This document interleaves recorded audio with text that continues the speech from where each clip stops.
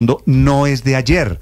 Y a mí me parece que tienen el derecho. Y entonces si el presidente Petro, por cuenta de que no le gustan los millonarios, ni siquiera el equipo de fútbol, quiere ir por Palestina, pues que vaya por Palestina, está bien. Pero me parece que nos mete en este tema y terminamos agarrados nosotros por cuenta de un trino del presidente, cayendo en eso. Cayendo, padre, pues en la etapa de pasiones políticas alrededor de un partido de fútbol. Terminamos divididos. No, terminamos, padre, pues odiándonos por cuenta de el señor presidente. Son las 7 en punto. Pero ya vienen los deportes, Néstor. Sí, los malos deportes, el mal resultado. Hablemos del partido, ¿no? No, el partido Hasta el minuto 90 fue bueno. El partido se resume fácil, fue un desastre. Los cambios de Gamero son un desastre. Lo de Millonarios. Pero es que no tiene de dónde tampoco. No, padre, usted no vio el partido. Yo no vi el partido, pero cuando... Sí, no, si no vio el partido, no me diga porque hizo cambios. Pero es que no tiene más jugadores. Millonarios, no, hubiera podido. No, padre, le voy a contar. Dígame. Le va a contar Daniel en segundos. Millonarios iba ganando 1-0. Sí, eso lo sé. Y el profesor Gamero, ¿cuántos cambios hizo? Hizo 4 cambios, pero para mí es debatible, Néstor. No quiero decir que estoy con el padre, pero creo que podríamos entrar en un debate deportivo de si los cambios fueron buenos o no. 4 cambios. Leí que metió un tercer central. Que jugó a la táctica murciélago. Pero es que no tiene más. Colgarse de los jugadores. ¿Y los que sacó? Es que no tiene más jugadores. Si tú me dices, no, es que dejó 3 figuras en la banca. Yo digo, sí, pero es que no ya hay. Vienen los deportes, el tema de hoy, padre. Oiga, hoy es el Día del Maestro. Y este día siempre lo usamos para acordarnos de maestros importantes en la vida. Okay. Nosotros que también ejercemos de maestro. Uno no puede ir a la Libertadores con Carvajal, Sander Navarro y Juber Asprilla. No puede ir a la Libertadores. Sí. Estoy de acuerdo. Sí, pero tenía a Leo Castro y a Jordana y se lesionaron los dos para este partido. Sí, pero compare la nómina del Junior con la de Millonarios. Estoy de acuerdo con usted. En eso sí, esa es otra discusión. Ahora le quieren caer al profe. Aquí el problema... No, claro que fueron malos los cambios. Bueno, eso no lo discuto. El hecho de que sea Samario, padre, no lo hace perfecto. Estoy seguro. Y en segundo lugar, Aurelio, estoy de acuerdo con usted en que si a los equipos no les meten plata para competencias internacionales, el resultado son salidas prematuras como la de ayer. Ya viene el padre Linero, ya viene la información deportiva en Blue Radio 7.2 en Mañanas Blue. Estás escuchando Blue Radio. Escanea este código y suscríbete a nuestro canal de YouTube, @Blue Radio Co. Y disfruta y participa de la programación de Blue Radio. Blue Radio, le ponemos cara a la radio. Blue Radio, la alternativa.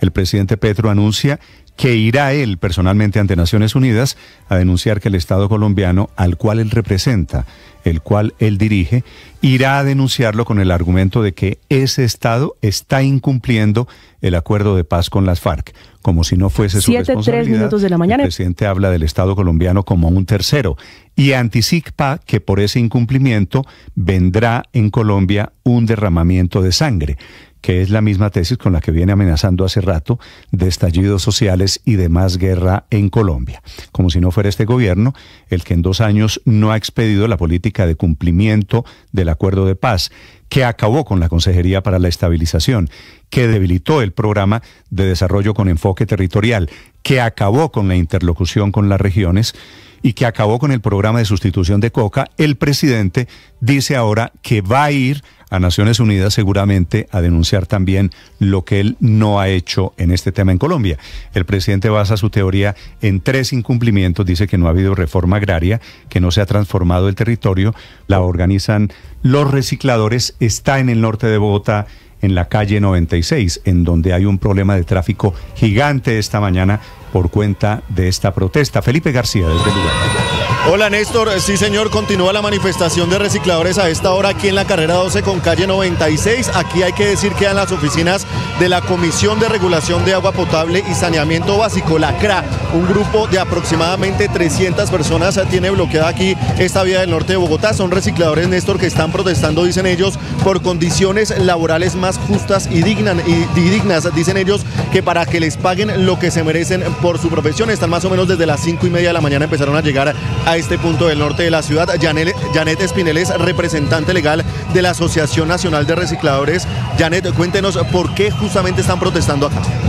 Estamos protestando para que por favor se nos modifique, se permita la modificación del decreto 596 del 2016, que nos reconoce como el trabajo a nosotros, y nos entra en un periodo de formalización, pero a la vez es muy amplio y permite que entes privados, inclusive el mismo gobierno y otros actores que tienen intereses económicos por quedarse con el negocio del reciclaje, nos quieran sacar. Entonces nos ponen sanciones, la superintendencia nos está haciendo aplazamientos, la superintendencia nos persigue, la CRA no quiere reconocernos nuestros derechos, lo que nos pagan no alcanza para pagarles un salario a los recicladores, reconocerles prestaciones y ARL, y sí nos están exigiendo.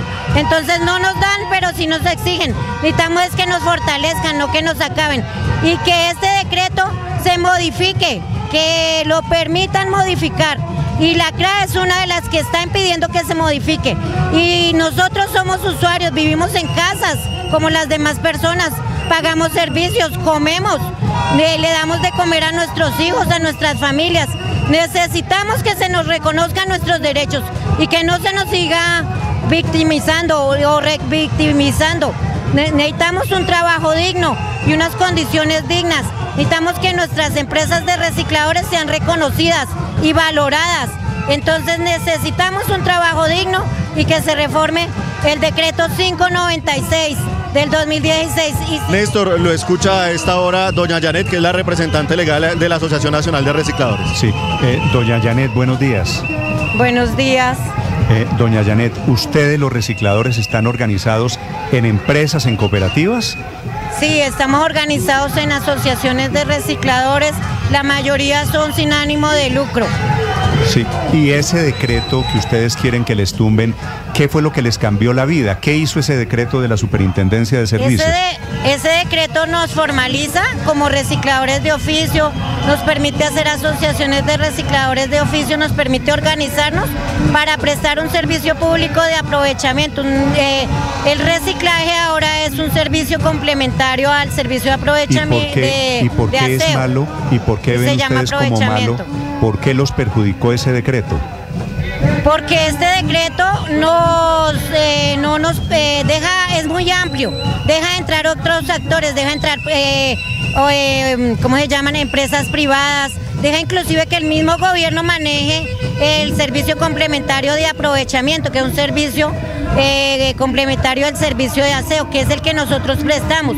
¿Qué queremos? Que se nos reconozcan nuestros derechos, que realmente se nos fortalezcan las organizaciones de recicladores a nivel nacional, que el gobierno nos proteja, porque hay una sentencia que es la T24 de la Corte Suprema de Justicia, que dice que los recicladores, sí, de la Corte Constitucional, que dice que los recicladores son actores de derechos. Sujetos de derechos. Sí, sujetos de derechos. ¿Qué necesitamos? Que nosotros podamos pagarle a nuestros recicladores ARL. Muchas veces no nos dejan entrar a los conjuntos residenciales porque no tenemos una seguridad social para el reciclador, porque el reciclador no tiene ARL. En muchos conjuntos residenciales nos cobran. El reciclador tiene que lavarle las canecas, tiene que meter la mano a la basura, de sacar de ahí para poder subsistir. Janet, ¿usted tiene una empresa, me da la impresión? Sí, yo tengo una asociación de recicladores, es una empresa de reciclaje donde nosotros... ¿Y tienen a los recicladores con sueldo fijo o ganan sobre lo que logren reciclar? Sobre lo que logren reciclar.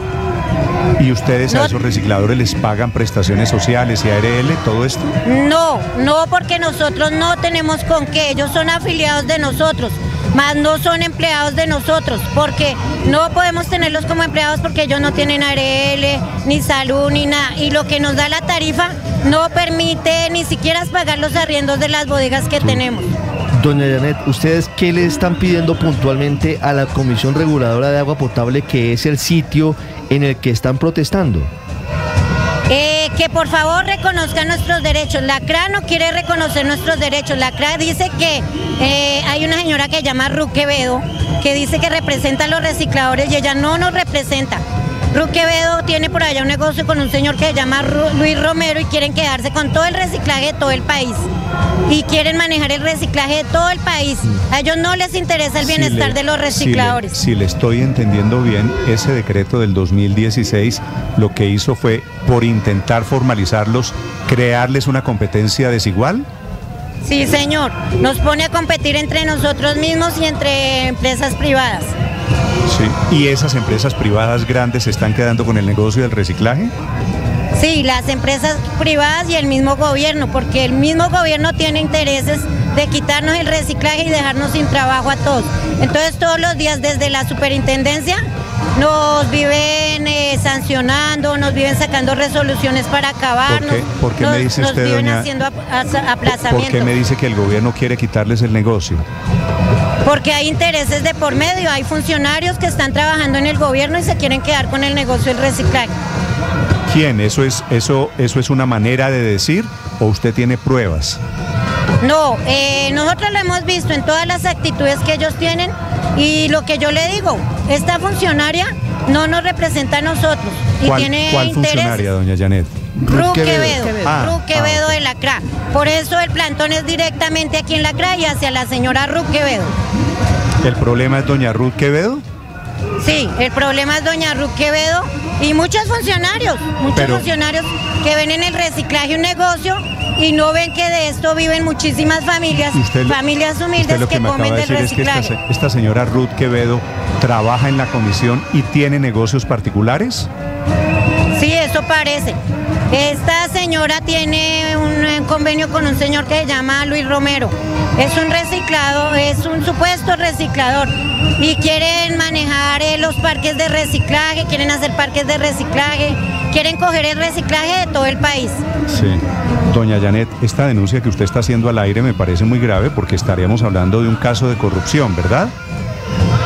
Sí, yo creo que sí. ¿Qué cargo tiene Ruth Quevedo? No sé exactamente, es una comisionada de Petro, es una comisionada del señor Petro que supuestamente, ella trabajó en la UAS, supuestamente está representando a nosotros como recicladores. Entonces hoy le decimos a la señora Ruth Quevedo que no nos representa, ella no nos representa como recicladores. Petro no nos ha querido dar una reunión con él, no ha querido hablar con los recicladores, nos desconoció, lo mismo Francia Márquez.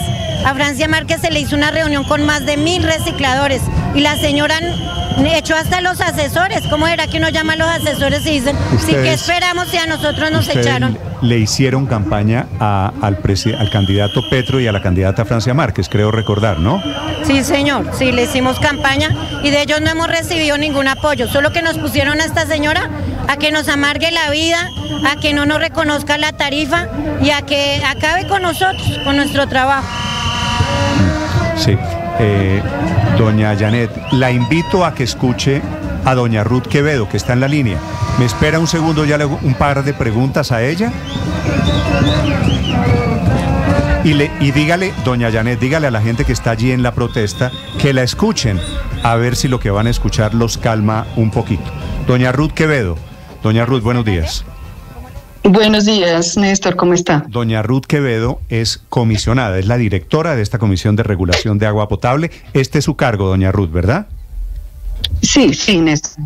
Doña Ruth, estoy entrevistando a doña Janet Espinel, que es la líder de estos recicladores que está allí frente a su oficina, y están muy bravos con ustedes y con usted en particular. La están acusando de que usted tiene negocios privados con un señor Luis Romero y que las decisiones de la CRA están afectando la vida de los recicladores. Esta es la gente tal vez más humilde en nuestra sociedad. ¿Cuál es su respuesta, doctora Ruth? Pues primero afirmarle con toda la certeza y el énfasis que yo no tengo ningún negocio privado con ningún reciclador. El señor Luis Romero es un reciclador. Al contrario, lo que nosotros hemos tratado de hacer en la Comisión de Regulación es que siempre que se hace solicitudes de atención y escucha, pues abrimos el espacio para escucharlos y pues reconocer las diversas posturas de los diferentes recicladores. Sí. ¿Y usted por qué cree que ellos la están tomando contra usted en particular esta mañana? Pues digamos que yo también estoy un poco sorprendida primero por la movilización, porque no teníamos conocimiento, no hubo una solicitud previa, digamos, de atención de los recicladores. Siempre las puertas de la Comisión de Regulación están abiertas para conversar. Creo que ese es el camino adecuado. Y en este caso en particular, yo me estoy enterando por medios acerca de las solicitudes de los recicladores. He pedido un acompañamiento a los integrantes de la Comisión de Regulación y particularmente estoy esperando instrucciones de la señora ministra de Vivienda. Entiendo que entre las solicitudes está un tema de la Superintendencia de Servicios Públicos asociado con unos pagos o con unos aplazamientos. Entiendo que está el tema del decreto 596, que es un decreto que corresponde reglamentar al Ministerio de Vivienda, y también está el tema de las tarifas, por lo que escuché, como le digo, en la radio hace un momento. Sí. Entonces yo creo que son solicitudes Quevedo, a diferentes entidades. Tengo a la señora Espinel al otro lado que me estaba diciendo, es que ella, usted, doctora Quevedo, no los ha querido atender, y que ellos le hicieron campaña al presidente Petro hace 2 años, y que le hicieron campaña a Francia Márquez, y ahora ya nadie los recibe, le dieron la espalda a estos recicladores. ¿Eso es cierto? Pues mire, si eso es así, pues yo seré la primera en salir a solicitar a las diferentes entidades atención y diálogo con los recicladores. Yo personalmente no tengo ninguna solicitud reciente. En el pasado nos hemos reunido muchas veces, porque como usted debe saber de pronto, Néstor, yo estuve acompañando la construcción del programa Basura Cero en Bogotá en el año 2015 como subdirectora de aprovechamiento, y desde ese momento conozco pues a varias de las organizaciones de Bogotá, que en ese momento eran unas 80, ahora creo que son unas 200, y pues yo conozco a muchos líderes de recicladores en Bogotá. Pero esto... Creo que la forma de comunicarse con ellos es el diálogo franco, abierto y transparente, y pues eso es lo que ellos esperan, y yo creo que eso es lo que hay que hacer. Para serle sincero, doctora Quevedo, pues yo tiendo a creer lo que me dice la señora Espinel al otro lado, que está allí frente a su oficina. ¿Hace cuánto usted no se reúne con ellos? Yo me reuní con los recicladores la última vez en una mesa que convocó el Ministerio de Vivienda, en el Ministerio de Vivienda, precisamente a propósito de la modificación del decreto 596. Sí, y es decir, hemos estado participando. ¿Esa fue hace cuánto más o menos? Pues yo no le podría dar la fecha exacta, pero esto debió ser hace unos 3 meses o 4 meses. Sí, ella me acaba de decir que hace 1 año y medio no lo recibe nadie en la CRA. ¿Eso no es cierto? No, porque nosotros recibimos todas las solicitudes de los recicladores. Pero no recibir las solicitudes, sino tener interlocución, escucharlos, entender su problemática, saber qué es lo que quieren. ¿Eso no ha pasado hace 1 año y medio? Sí, nosotros hemos tenido varias veces mesas con los recicladores. De hecho, hubo una permanente y sistemática, no solo con una organización, sino con varias, a propósito de la modificación de un artículo de una resolución general tendiente a la modificación de las tarifas. Y de hecho, en este momento nosotros estamos generando un proceso de participación con los recicladores para que ellos mismos tengan todo el acompañamiento pedagógico y el entendimiento de las tarifas. Pero esto, digamos, es importante, Néstor, que yo tenga conocimiento exactamente de cuáles son las solicitudes, y por eso es que ya estaba dispuesta a salir hacia allá con los otros comisionados de la Comisión de Regulación y saber pues a ciencia cierta cuáles son las solicitudes. Lo que propongo es por medio de los medios de comunicación. Le propongo una cosa, doctora Quevedo, pero necesito su autorización antes. Usted habla ya en este momento con la señora Espinel, que está frente a su oficina, liderando, y hablan 1 minuto aquí al aire, pero para que se pongan de acuerdo y tengan una reunión y arreglen el problema. Es lo que le puedo ofrecer. Mire, Néstor, yo lo que he hecho es activar las diferentes, usted sabe que la Comisión de Regulación, y para conocimiento de los oyentes, nosotros somos 4 expertos comisionados. Yo no soy, digamos, una persona que lidere sola. Usted es la directora de la CRA, ¿cierto? Sí, yo soy la directora de la CRA, y por esa razón... ¿Quiere recibir a la señora Espinel hoy y arreglar el problema? Por supuesto, es que nosotros... Mire, discúlpeme, pero este es un tema sumamente serio como para que yo me disponga en este momento para un diálogo sin las condiciones. Yo ya he solicitado acompañamiento de los diferentes ministerios, de la Superintendencia de Servicios Públicos, usted, y también usted está en el derecho de rechazarlo, no me ha faltado. Sí, no, pues me parece poco serio que lo hagamos de esa manera. Yo ya me dispongo a ir hacia la comisión y de esa manera es como nosotros vamos a atender, porque no tengo conocimiento de las solicitudes. Y no, por otra parte, pues hay solicitudes que no le corresponden a la comisión, sino a los ministerios. El decreto del problema es el 596. ¿Han pensado derogarlo? Sí. ¿Han pensado modificarlo? Pues como le digo, estoy esperando instrucciones de la ministra de Vivienda, porque le corresponde al Ministerio de Vivienda la modificación de ese decreto, no a la Comisión de Regulación. Vale. Doctora Quevedo, pues gracias. Lamento mucho que usted no quiera hablar con la gente que está allí. Claro que quiero hablar, voy para allá. Voy a hablar con los líderes y como corresponde con las entidades de acompañamiento. Vale, es la directora de la CRAS, la protesta que hay esta mañana allí frente a la Comisión de Regulación de Agua Potable, calle 96, en el norte de Bogotá. Doctora Quevedo, mucha suerte, ojalá arreglen el problema. Muy amable, gracias. A usted muchas gracias. Doña Janet, lo siento mucho, intenté que hubiera alguna clase de diálogo, no fue posible. A esperar a ver si pueden hablar hoy a lo largo del día. Néstor, lo estaba escuchando doña Marta Barinas, ella también es vocera y estaba escuchando junto a doña Janet, pues justamente a la directora de la CRA, que responderle, señora Magda, a la directora de la CRA, entonces que dice ella que no los atiende, sino que ella viene para acá. Pues que eso ha pasado hace más de año y medio. No es que no haya recibido peticiones, sí ha recibido peticiones, tanto así que la CRA ha hecho una serie de estudios técnicos, pero nunca nos han socializado que he terminado con esto. ¿Esos estudios para qué son? Para la modificación de la resolución 720, que es la que reglamenta el tema del aprovechamiento en el país. Entonces, y también se necesita que la regulación lo haga no solamente para los municipios mayores de 5.000 usuarios, sino para los menores.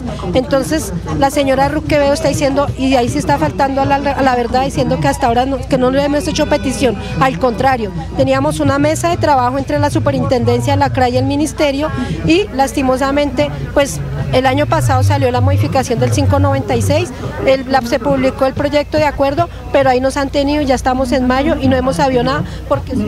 Doña Janet, discúlpeme, ¿qué decirle entonces a la directora de la CRA que no la quiso atender por acá, pero dice que viene para acá? Que venga y nos atienda, necesitamos hablar con ella y que se nos reconozcan nuestros derechos. Néstor, ¿lo está escuchando doña Janet? No, dígale, no, simplemente doña Janet, lo intenté y ojalá ustedes tengan mejor suerte a lo largo del día. Voy a estar muy pendiente de la protesta. Necesitamos que nos citen a la ministra de Medio Ambiente, de Secretaría del Hábitat. Hable usted. La tarima, doña Janet. Necesitamos a la directora de la CRA, la doctora Quevedo, y a la doctora Catalina, la ministra de Vivienda. Sí, porque efectivamente así nos han tenido, ya llevamos 3 años de mesas de trabajo y de concertación, donde la una le tira la pelota a la una y la otra a la otra. Entonces no han definido, y sabiendo que las entidades cada una tiene su rol, pero sí las necesitamos a las 3, y si se puede a la superintendencia. Pero ella dice que no, y siempre Janet, ha sido así, por eso nos tocó venir aquí a hacerle una acción de hecho. Doña Janet, le hago una pregunta final. Esa tarima que estoy viendo en este momento con la que ustedes llegaron, ¿es para qué? ¿La tarima es para qué? La tarifa es una... La tarima que está instalada. La tarima es precisamente porque es un plantón, porque lastimosamente hemos tratado de tener mesas de trabajo, pero son mesas de trabajo que nos dejan inconclusas. Y la única manera de sentar para concertar con esta administración, tanto distrital como nacional, son con plantones. Esta tarima es efectivamente para que se mire el tema de la modificación del decreto 596. Porque ¿en qué repercute esto? En que lastimosamente con estos vacíos hay una serie de abusos a los derechos de los recicladores, donde les están incautando la herramienta de trabajo, donde les están quitando su material, y lastimosamente pues ahí nos tienen. Y pues mire, este no es el primer plantón que hacemos, y esto es un plantón de manera indefinida. Si la señora Quevedo necesita una semana o 2 semanas, aquí vamos a estar día y noche hasta que la señora se quiera sentar con la doctora Catalina y nos defina la situación. Muy bien. Doña Janet, gracias. Me da la impresión, Felipe, por lo que usted está viendo allí en este momento, la protesta de los recicladores norte de Bogotá, esto va para largo, ¿no? Sí, señor, va para largo, Néstor, porque hay 3 furgones grandes, en uno de ellos está la tarima que mencionábamos hace un momento, que nuestros seguidores en YouTube están viendo, y son aproximadamente, contábamos esta mañana que eran 300, ya más o menos hay 500 personas recicladores acá protestando. Estos son, todos los recicladores, son muchos de los recicladores en Bogotá llegando allí al norte. Por supuesto, el bloqueo es inmenso, pero detrás del bloqueo está también un inmenso problema social. Y para terminar este panorama de bloqueos esta mañana, Hay, atención, otro que está en el occidente de Colombia. Está bloqueada la vía panamericana entre Cali y Popayán esta mañana. 7:24 minutos, Hugo Mario Palomar.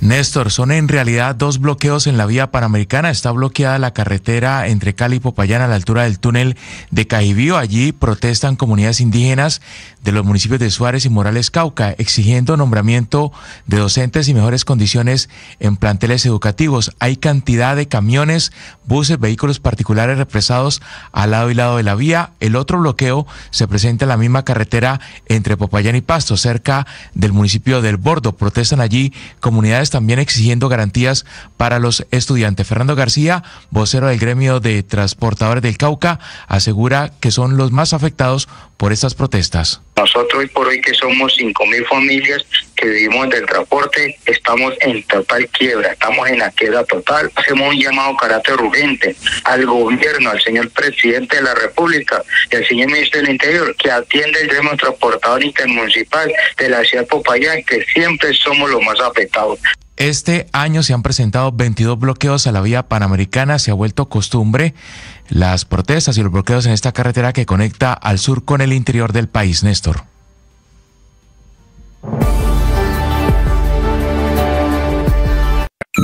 Escanea este código y suscríbete a nuestro canal de YouTube, @Blue Radio Co. Y disfruta y participa de la programación de Blue Radio. Blue Radio, le ponemos cara a la radio. Blue Radio, la alternativa.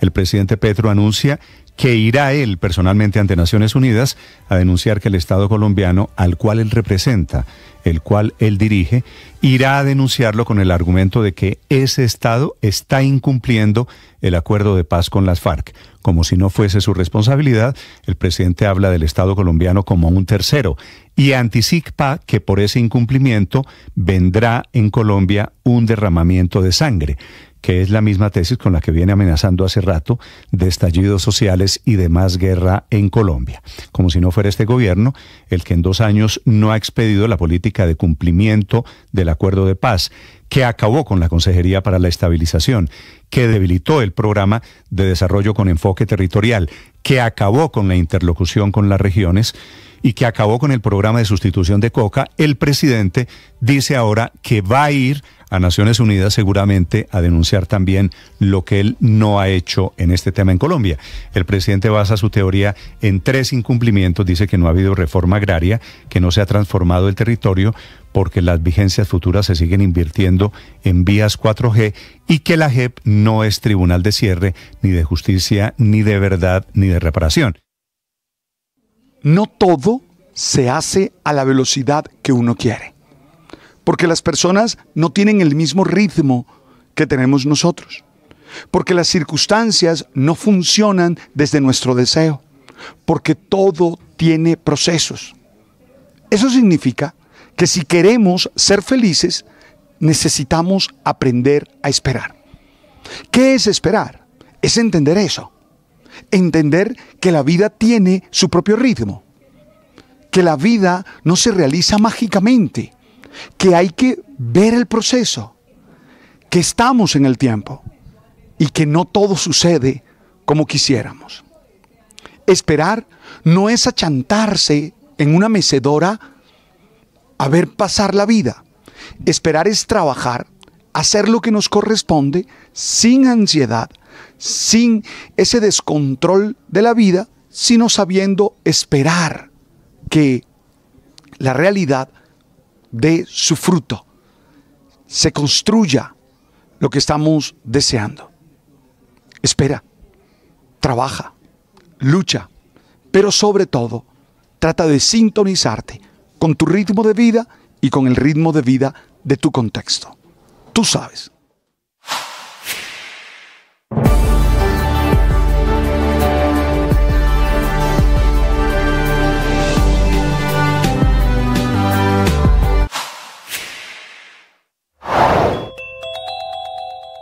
Nueva idea del presidente de la jugada a 3 bandas de denunciar a Colombia, a su Estado, en Naciones Unidas para después tramitar las reformas a través de otro mecanismo. Esas reformas están paralizadas en el Congreso, estamos a 5 semanas de terminar esta legislatura y nada que empiece el debate de la reforma pensional en la Cámara.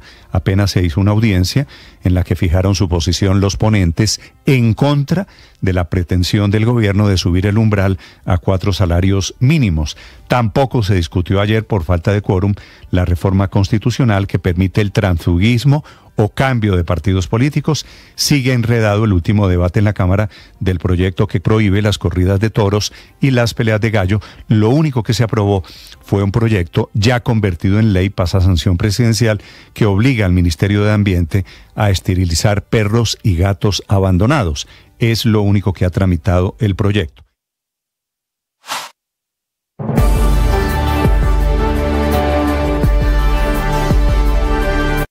El padre Alberto Linero es periodista y también está en Mañanas Blue.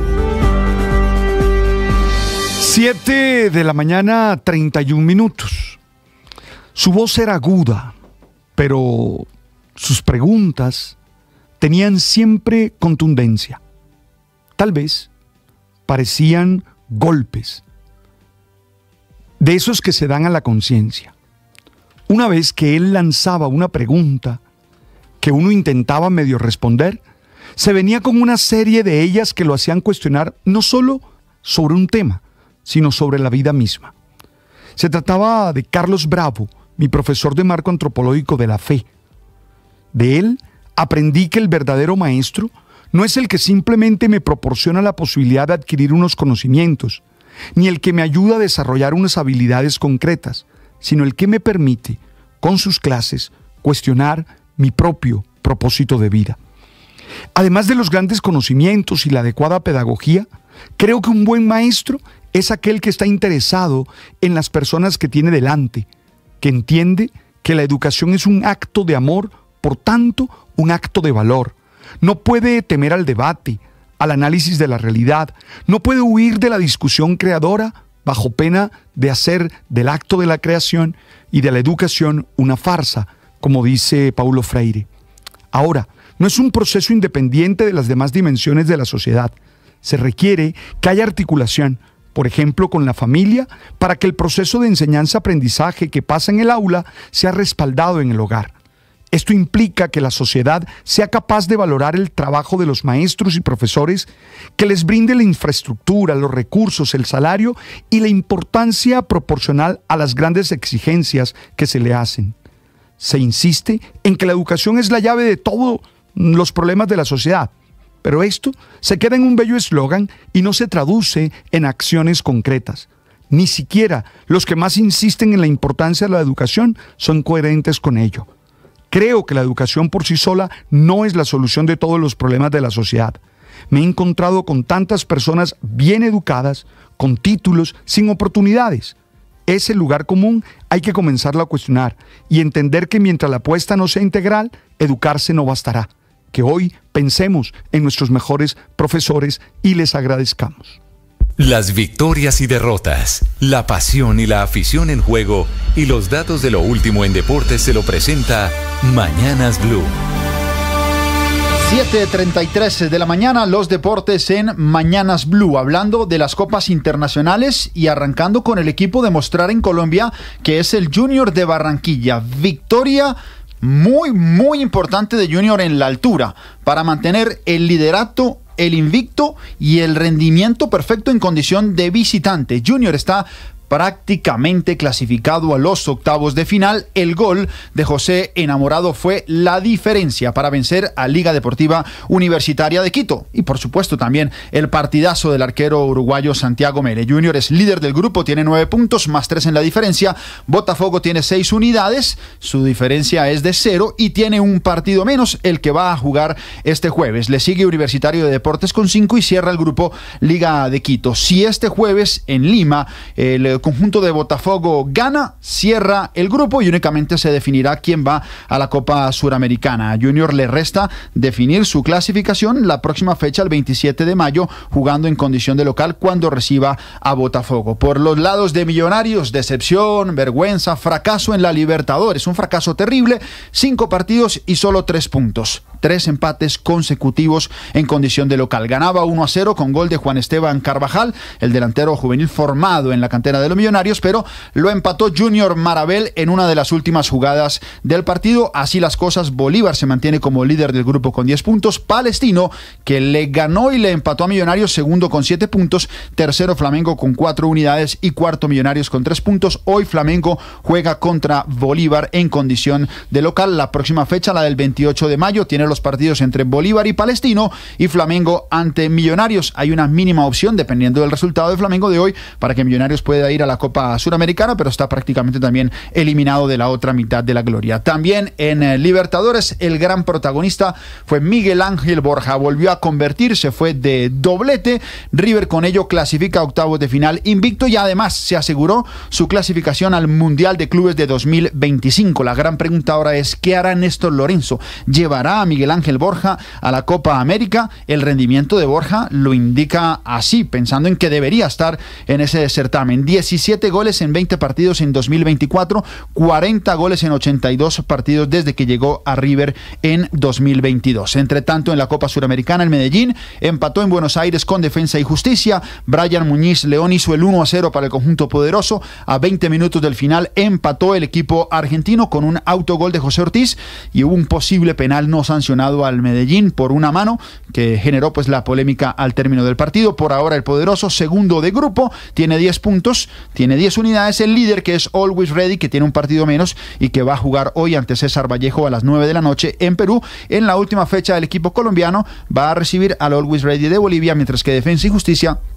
jugará con César Vallejo. En Europa, Manchester City derrotó por primera vez al Tottenham en el Tottenham Stadium y depende de sí mismo para ganar este fin de semana la Liga Premier de Inglaterra. Sería la primera vez que un equipo inglés logra ganar 4 ligas consecutivas. Real Madrid goleó 5-0 al Alavés con doblete de Vinicius y goles de Bellingham, Valverde y Güler. Y en otros deportes, este jueves arranca en el Club El Rincón de Cajicá el PGA Tour Américas con 144 jugadores, entre ellos 11 colombianos que buscarán la bolsa de $225,000. En la NBA, victoria de los Knicks y de los Denver Nuggets, mientras que en el tenis hoy partidos de Emiliano Arango en Parma, Italia, y también en Italia Daniel Galán en Turín. Y en el Giro de Italia, hoy etapa 11 diseñada para sprinters. Por ahora, una fuga de 3 ciclistas desde bien temprano. Aguardamos hoy por Fernando Gaviria y una posible etapa con protagonismo colombiano. 7:37, vamos a ampliar más adelante, pero por lo pronto todo en deportes. Estás escuchando Blue Radio.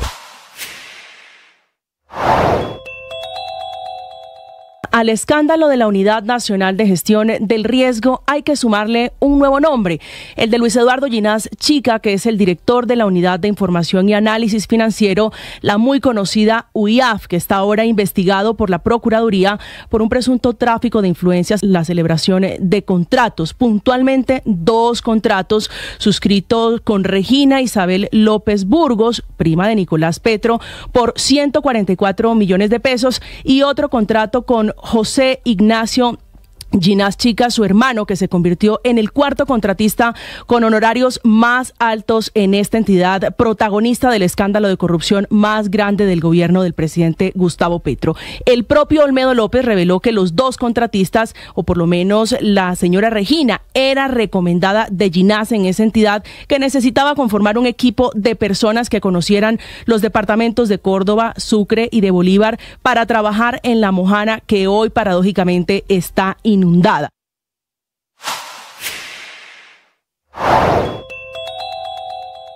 En medio de las duras caídas de la industria y del comercio que se desplomaron en marzo 11.1 y 5.6%, el ministro de Hacienda, Ricardo Bonilla, sale a defender con las uñas la reforma tributaria. Esta de su es gobierno. Blue Radio, la alternativa.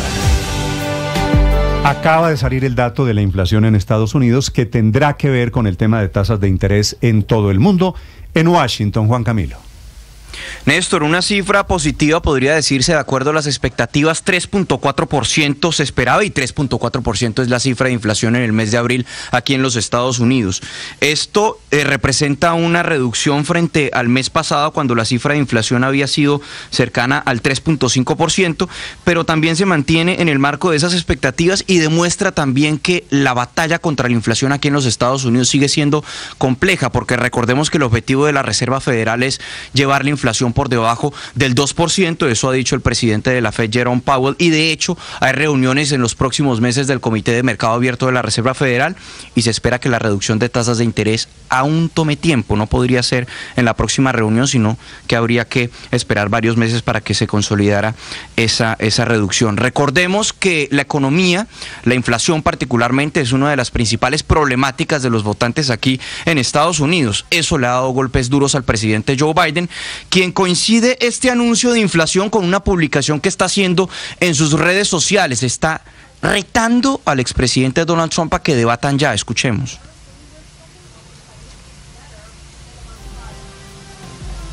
Bueno, básicamente... Vos debate Trump, pero bueno, básicamente lo que dice Biden es que Donald Trump ya perdió 2 debates con él en el pasado, en las elecciones del 2020, que está dispuesto a debatir con él ya, si es necesario, y que simplemente ponga la fecha. Escuchemos a Biden. Donald Trump lost 2 debates to me in 2020. And since then, he hadn't shown up for debate. Now he's acting like he wants to debate me again. Well, make my day, pal. I'll even do it twice. So let's pick the dates, Donald. I hear you're free on Wednesdays. Bueno, ahí le dice, Donald Trump ya perdió 2 debates conmigo en el 2020, ahora estoy escuchando que quiere debatir conmigo. Pues make my day, pal, hazme el día, amigo. Incluso estoy dispuesto a debatir 2 veces si quieres, solo pon la fecha.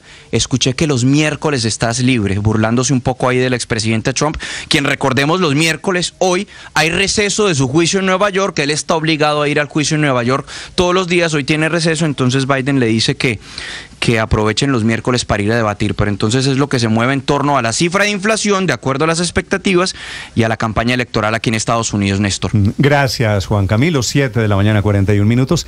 Esta cifra de inflación en Estados Unidos, Víctor, quiere decir, todavía no van a bajar las tasas de interés.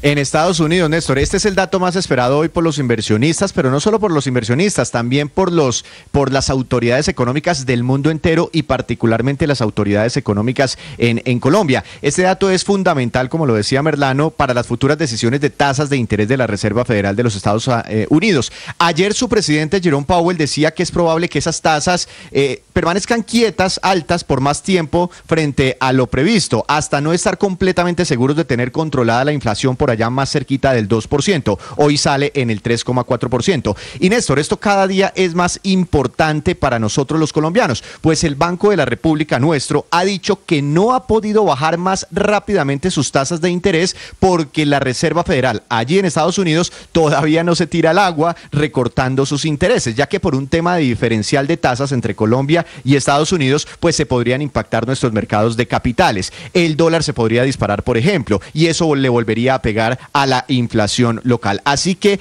cada día es más importante para nosotros los colombianos estar pendientes de esos datos de inflación en Estados Unidos y de las futuras decisiones de la Reserva Federal. Aquí el gobierno de Colombia quiere que, por ejemplo, el Banco de la República baje las tasas, le meta el pie al acelerador y baje las tasas de 75 puntos básicos en 75 puntos básicos o en 100 puntos básicos en cada reunión. El Banco de la República ha sido más cauteloso, ha bajado en 50 puntos básicos cada mes y dice que dentro de las razones es esa, que allá en Estados Unidos todavía no se animan a bajar sus tasas de interés y hasta que allá no metan el pie en el acelerador, pues aquí tampoco se podría acelerar el ritmo de disminuciones en tasas de interés. Así que esto tiene implicaciones por todo lado. Muy bien, Víctor. Gracias. 7 de la mañana, 43 minutos. Está despierto y está muy activo esta mañana el presidente Gustavo Petro, que está trinando, retuiteando de todo lo divino y lo humano. El comando, ¿no? ¿Ah? ¿No está el comando del presidente? Metemos el, sí, pero el claro, presidente. Porque además le tengo cifras que que recogió la silla vacía, muy interesantes de lo último que ha ocurrido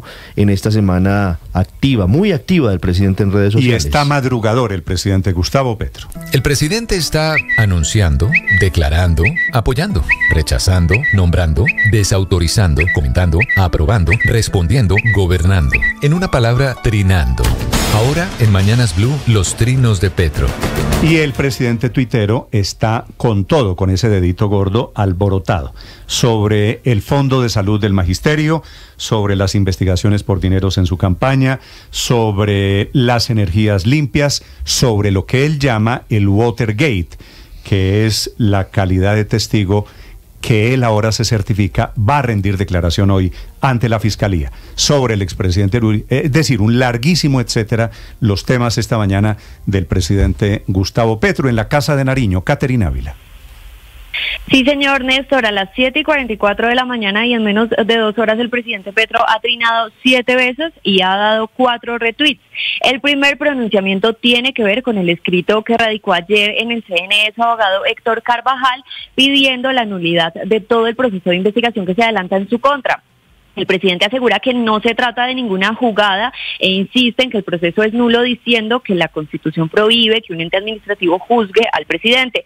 El segundo trino, Néstor, es una respuesta directa a María Fernanda Cabal, quien ayer en la plenaria del Senado cuestionó a RTBC porque, según ella, utilizan sus recursos para hacer entrevistas a cocaleros que en últimas terminan mandando mensajes a las bases en favor del presidente. Dice el mandatario, abro comillas, les gusta que entrevisten narcotraficantes como al Ñeñe o Castaño, pero no los campesinos que sufrieron los venenos de la fumigación en los gobiernos que la senadora apoyó, cierro comillas. En esa misma línea, Néstor, el mandatario comparte una foto en donde aparece el expresidente Álvaro Uribe y pone en la descripción, abro comillas, le inician juicio a mi juez. Después habla el presidente de la presidencia de Colombia en la CELAC para 2025 y dice que su papel estará enfocado en esa transición energética que abandera su gobierno. Dice, como presidente voy a sentar las bases para que América Latina y el Caribe lleguen a una matriz energética 100% limpia y se convierta en un gran exportador de esta energía.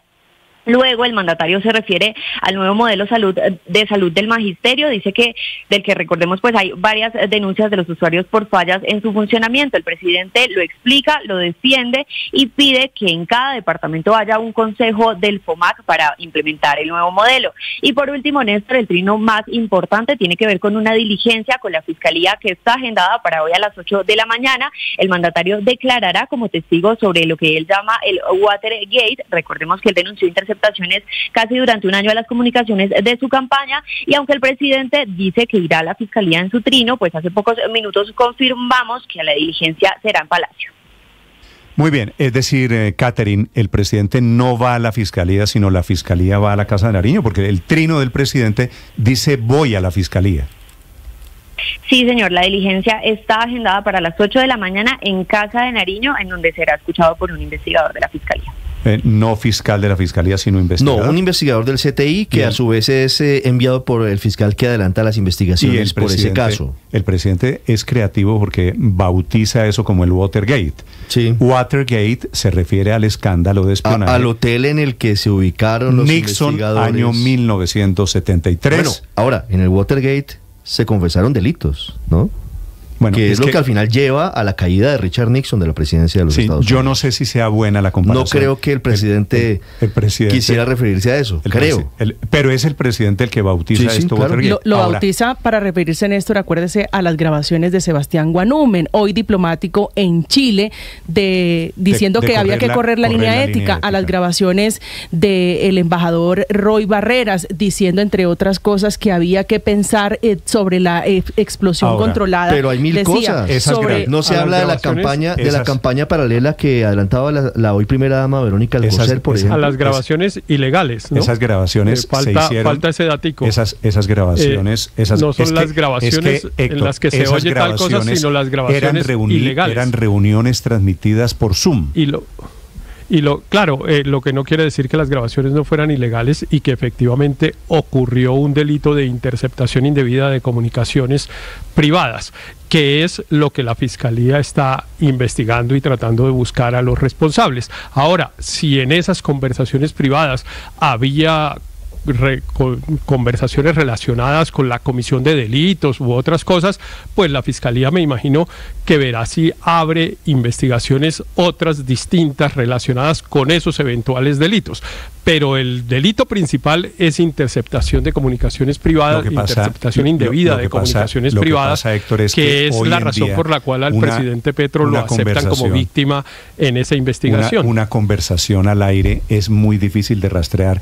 ¿Quién la filtró? ¿Cómo se hizo la grabación? Si el origen es espurio, si el origen es ilegal, si es Watergate, que lo que sugiere el presidente es que lo infiltraron desde el gobierno, en ese momento gobierno Duque, y que el gobierno, y a eso viene la relación de Watergate, se le metió en la campaña porque lo estaban espiando.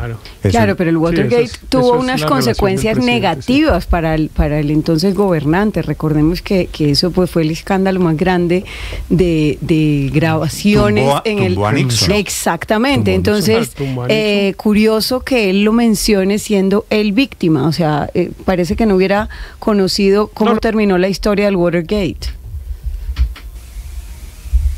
De mencionarlo, pero miren, Watergate, desde el gobierno ordenaron interceptar las comunicaciones de mi campaña y estamos buscando a los responsables.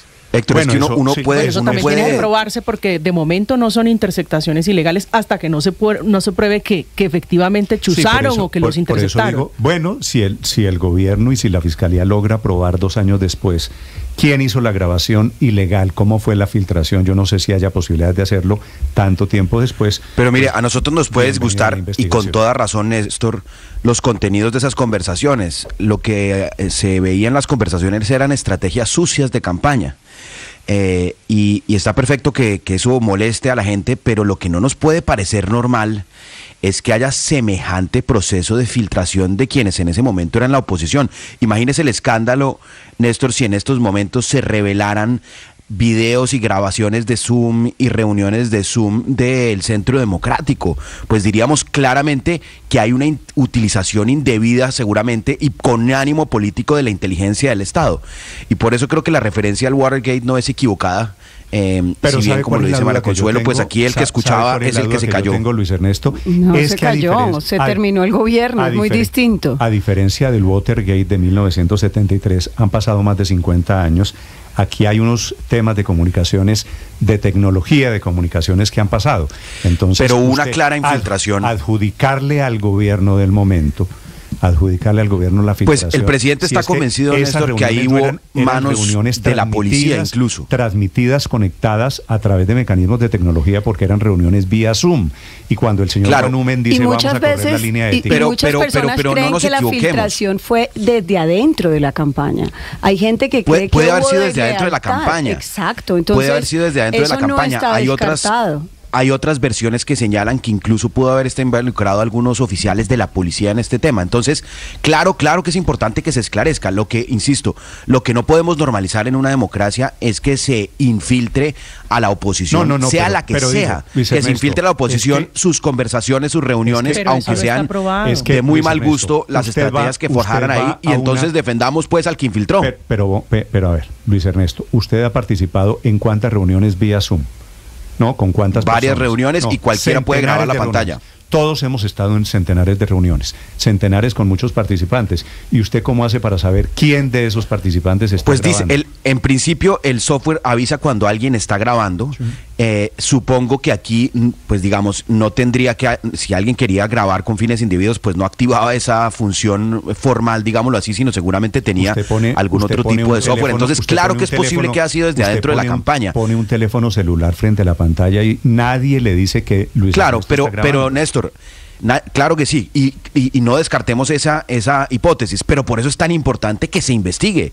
No puede ser que si hay algún oficial o personas del Estado colombiano involucrados en escuchar de manera indebida a la oposición, nos parezca eso divinamente solo porque lo que decían era indeseable. Había una época en que antes no se grababa y el espionaje tenía un destinatario casi natural, Néstor, ¿no? Pero que eran los gobiernos. Ahora cualquier persona puede grabar, y eso fue una reunión vía Zoom con decenas de personas conectadas, o fueron varias reuniones.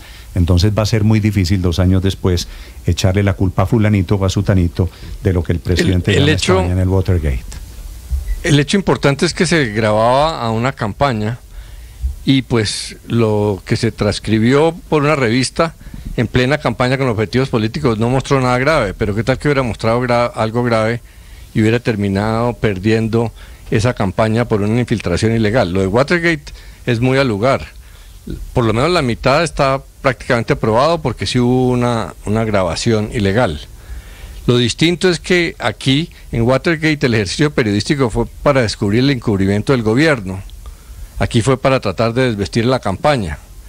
Entonces está muy bien que la Fiscalía averigüe, porque no sabemos. Es posible que termine apareciendo que sí se parece más a Watergate de lo que creemos. Yo no creo que los amigos de Petro, lo infiltraran y se los filtraran a la revista para hacerle daño a la campaña. Yo creo que debió ser enemigos de esa campaña. Álvaro, solo le recuerdo filtrándolo para tratar de hacer daño, lo que no lograron. De Petro, el hijo de Petro, Armando Benedetti Olmedo, son los amigos de Petro, los Roy Barreras, los que lo han metido en los escándalos. 7:54 minutos. En segundos está protestando esta mañana quien negoció el acuerdo de paz con las FARC por el anuncio del presidente Petro de que va a ir a Naciones Unidas a denunciar al Estado colombiano. Estás escuchando Blue Radio.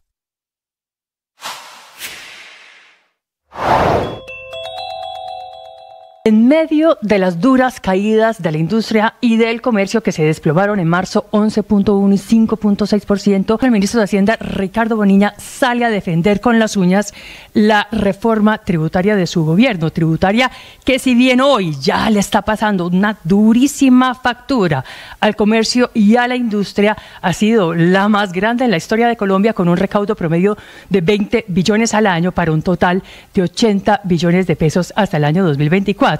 Reforma tributaria que, sin embargo, se viene cayendo a pedazos en la Corte Constitucional, que hoy estudia 60 demandas que podría darle sendos golpes a dicho recaudo y que ya Esta es Blue Radio, la alternativa. 7:55 minutos. Esta mañana Humberto de la Calle, que hoy en día es senador, pero que hace 8 años, cuando se negoció el acuerdo con las FARC, fue el hombre que logró la desmovilización, que redactó el acuerdo con las FARC, está diciendo esta mañana, quejándose por esta novedosa teoría del presidente Gustavo Petro de que va a ir a Naciones Unidas a denunciar al Estado colombiano.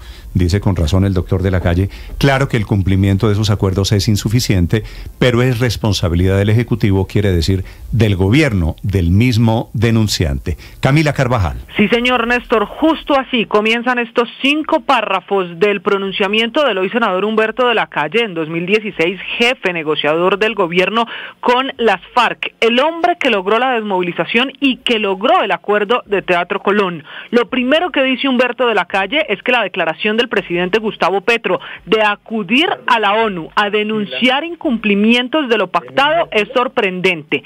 Dice además Humberto de la Calle que es cierto que el cumplimiento del acuerdo es insuficiente, pero que la responsabilidad exclusiva es del Ejecutivo y que las normas están dadas por el gobierno para poder cumplir lo pactado, que el Congreso también ha hecho lo propio y que el gobierno es el que tiene la responsabilidad de ejecutarlo. Dice textualmente, al gobierno lo que le toca es cumplir. Por ejemplo, la reforma rural está dotada de las normas, pero falta ejecución. En el segundo párrafo también Humberto de la Calle asegura que la intervención en los territorios de la que habló anoche el presidente Petro, intentando explicar este tema en su cuenta en Twitter, dijo que está dotada con las herramientas, pero falta voluntad política para volver realidad los planes de desarrollo territorial. Finalmente, dice en esta carta Humberto de la Calle que no se trata de crear nuevas normas, sino de ejecutarlas. Y sobre las críticas a la JEP, que usted sabe, las ha hecho reiteradamente el presidente Petro, diciendo que no es un tribunal de cierre, dice en esta carta Humberto de la Calle que sí, que es el tribunal de cierre, que la JEP lo es respecto al conflicto con las FARC y que eso siempre ha sido así, que si lo que ahora insinúa el presidente Gustavo Petro es crear un superorganismo para el resto del conflicto, eso debe tramitarse conforme al procedimiento interno y es otra cosa distinta a lo que se pactó. Termina Humberto de la Calle pidiéndole al presidente Petro aclarar ese punto, a qué se refiere y qué pretende con sus críticas a la JEP. 7 de la mañana, 58 minutos. Esas críticas a la JEP parecen ser el meollo de todo este asunto. El doctor Emilio Archila fue en el gobierno anterior el consejero para la estabilización y la consolidación. Así se llamaba el cargo ya hoy desmontado de quien tenía a su cargo el cumplimiento de los acuerdos con las FARC. Doctor Archila, buenos días. Néstor, muy buenos días. Muchas gracias por esta invitación. ¿Usted entiende este anuncio del presidente Petro de ir a Naciones Unidas a denunciar al Estado colombiano por el incumplimiento del acuerdo? No, y seguramente, digamos, entre otras cosas, sería un trabajo bien difícil el que le correspondería al presidente, porque el secretario general de las Naciones Unidas estuvo aquí en Colombia con nosotros. El Consejo de Seguridad de las Naciones Unidas estuvo en pleno aquí con nosotros. Al final de las dos visitas felicitaron al país, no solamente al gobierno, no solamente al presidente Duque, sino al país.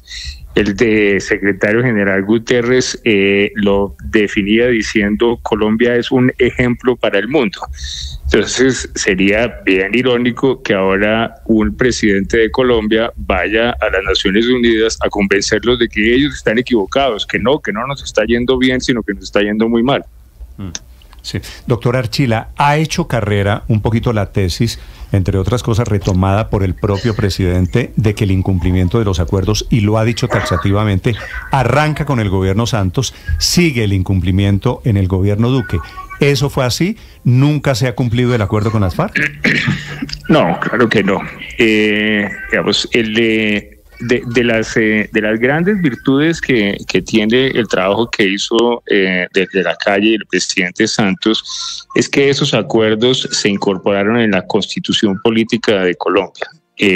Logramos que se negociara con la guerrilla más antigua, más sanguinaria, más cruel de Latinoamérica, sin cambiar ni un solo artículo de nuestra Constitución, pero la implementación sí quedó como un mandato para que los siguientes 4 gobiernos trabajaran. Nosotros recogimos lo poco que alcanzó, básicamente porque Santos tuvo muy poquito tiempo para implementar, y juiciosamente retomamos la posta de donde había quedado. Lo hicimos y renovamos la ley de víctimas por 10 años más, conseguimos la financiación, hicimos el trabajo correspondiente